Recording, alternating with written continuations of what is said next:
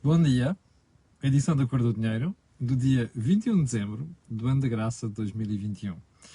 Como sabe, todos os dias estamos aqui às 8 da manhã para lhe fazer análise da situação política e económica do país.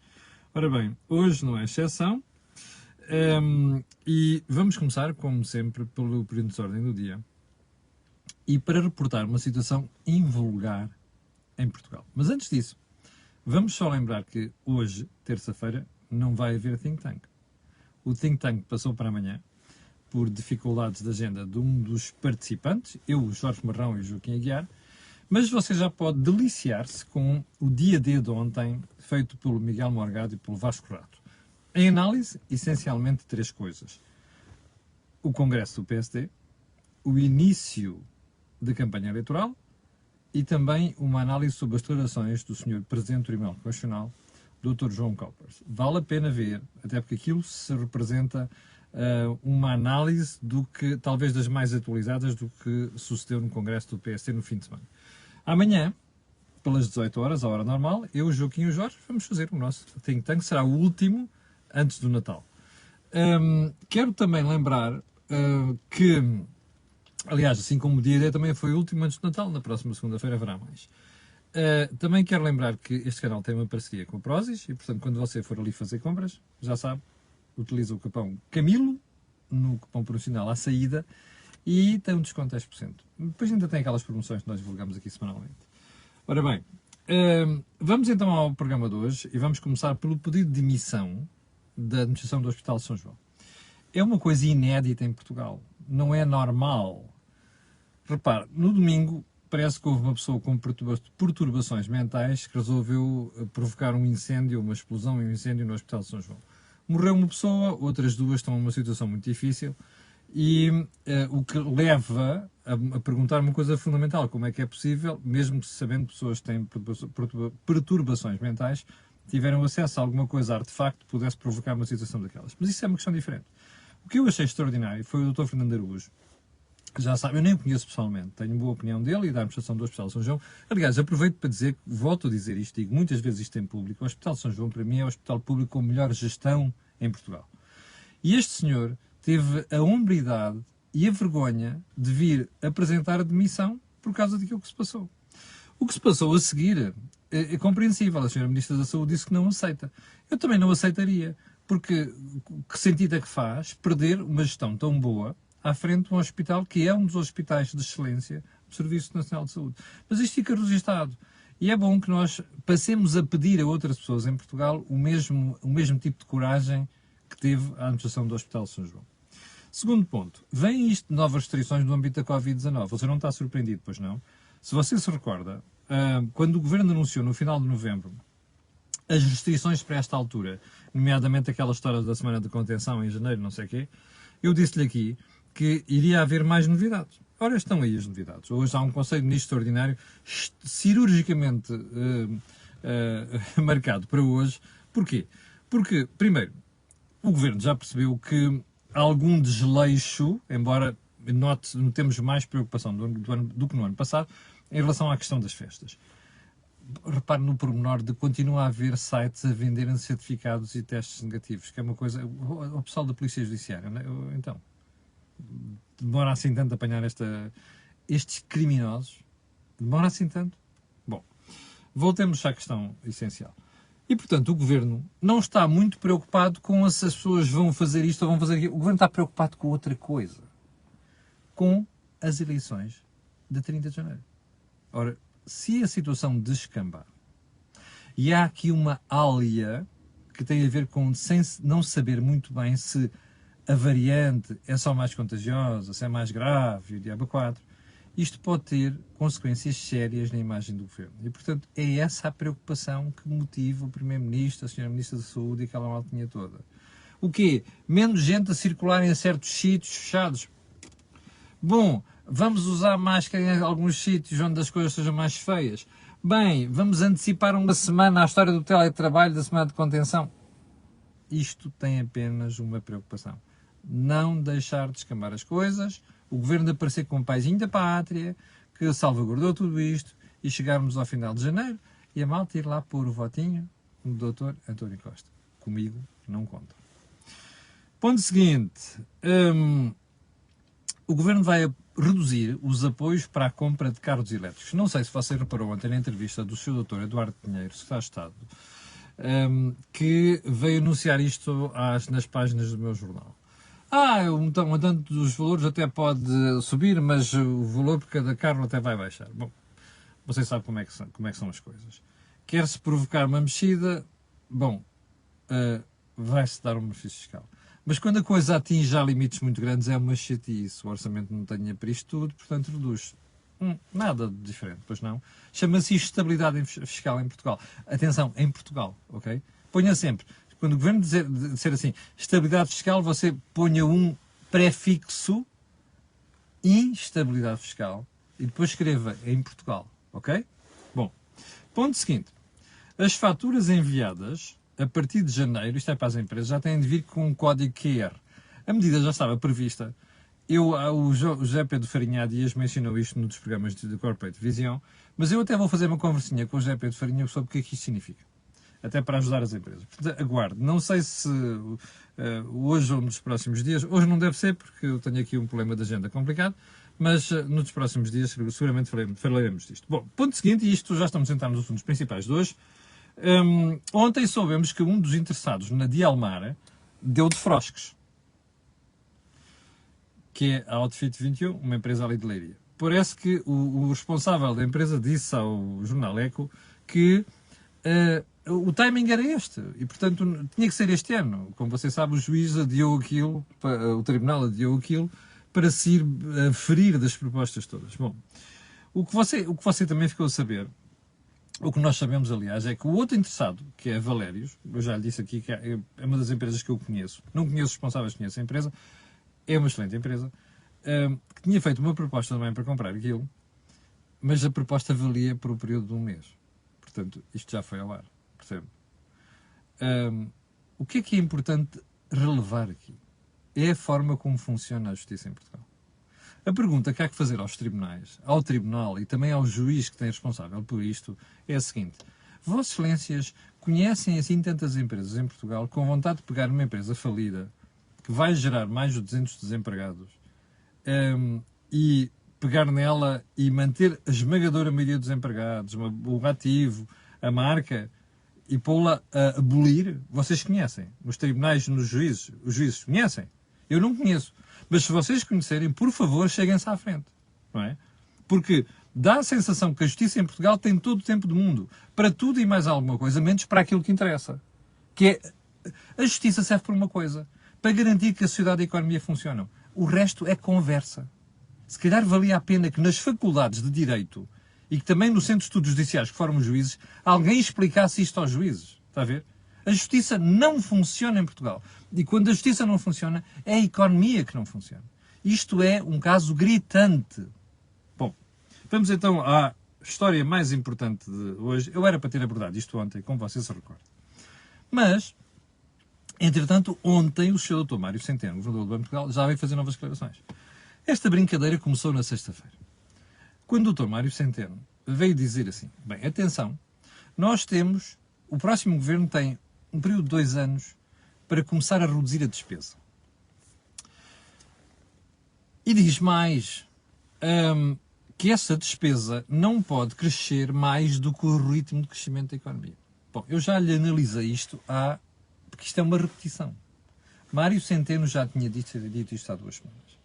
Mas Mário Centeno já tinha, em momentos anteriores, começado a alertar para a situação periclitante das finanças públicas. Ora, o que é que disse? A primeira declaração de Mário Centeno sobre isto foi: atenção, Portugal, com a história da pandemia, teve um crescimento muito elevado da despesa. E esse crescimento da despesa foi superior ao crescimento da economia. Mas o Mário Centeno, até como que a desculpar os seus queridinhos amigos no governo, vem dizer mais. Mas atenção, isto não é exclusivo de Portugal, percebem? Também aconteceu noutros países afetados pela pandemia. E eu digo assim, Mário Centeno, há um ditado português que diz assim, que o mal dos outros para o seu bem. Mas mais, o que Mário Centeno não queria era estar a passar para o país a ideia, estava a criticar o seu antigo patrão, António Costa. Mas de facto está. E ele não está a fazer isto por livre vontade, ele está a fazer isto porque o Banco Central Português pertence ao Sistema Europeu de Bancos Centrais e o BCE está farto de fazer estes avisos. Bom, ontem, Mário Centeno vem mais longe. E eu vou-lhe dizer textualmente o que é que ele diz.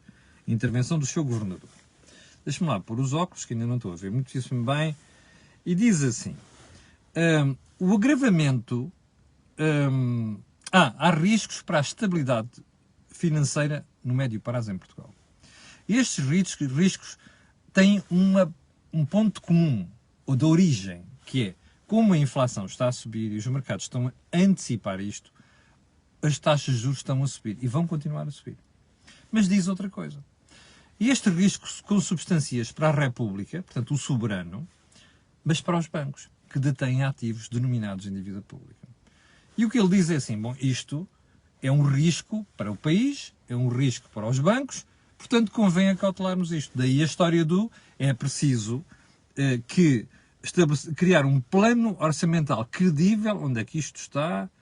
Deixa-me lá, vou-lhe ler exatamente o que é que diz aqui. Bom, o que é que o Banco de Portugal diz? Que é preciso prosseguir um plano credível de consolidação orçamental, em particular, atenção a este ponto, de reversão do aumento da despesa permanente acima da trajetória do PIB. O que isto quer dizer assim, você não se pode endividar mais do que está a crescer o seu ordenado, percebe? Basicamente isto. Para o caso do país, é a riqueza. A riqueza que cresce 4%, tomáramos nós, a despesa não pode crescer 5%. Basicamente é isto, grosso modo é isto. Bom, o que eu acho extraordinário nisto, e ainda para mais, há aqui um aviso para os bancos, que é, vocês detêm ativos denominados numa determinada moeda, imagino, dívida pública, bom, e entretanto, se houver uma crise dos mercados, isto conduz a uma desvalorização dos ativos. Os avisos estão todos lá. Bom, há aqui dois comentários que eu gostava de fazer. O doutor Mário Centeno tem uma estranha visão de coerência daquilo que são as suas declarações. Repare, no dia 17 de dezembro de 2021, o Jornal Público escrevia isto.